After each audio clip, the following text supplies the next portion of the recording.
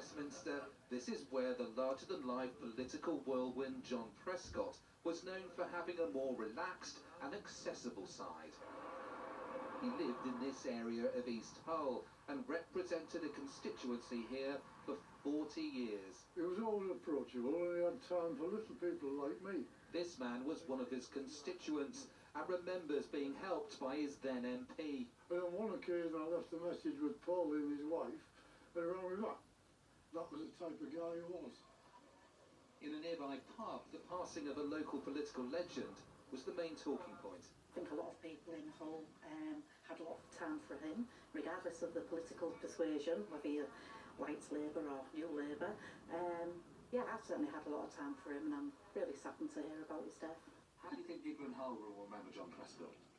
For his honesty, for not putting on the airs and graces.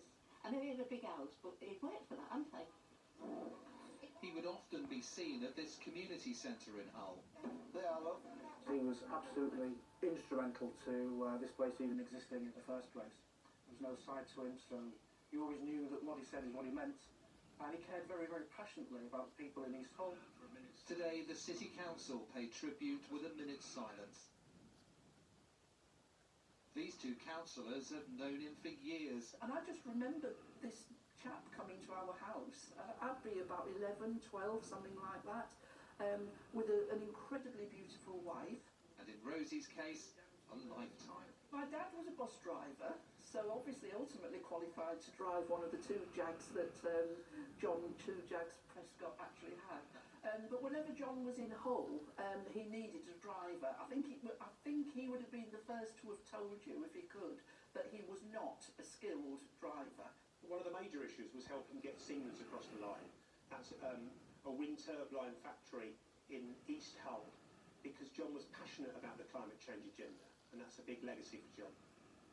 Even Hull Trains paid tribute with this picture of the man who helped establish their regular service to London. John Prescott also achieved something that many politicians can only dream of. He cut through to the wider population. 20 years ago, most voters would have known who he was. And that wasn't perhaps for being a pure politician, but it was probably to do with the events along the way. He was human and people could relate to him. And I got the real feeling today from talking to people in Hull that there is some great affection for him here, and they're proud of what he did for this city, and they're proud of him. Sophie. Thank you.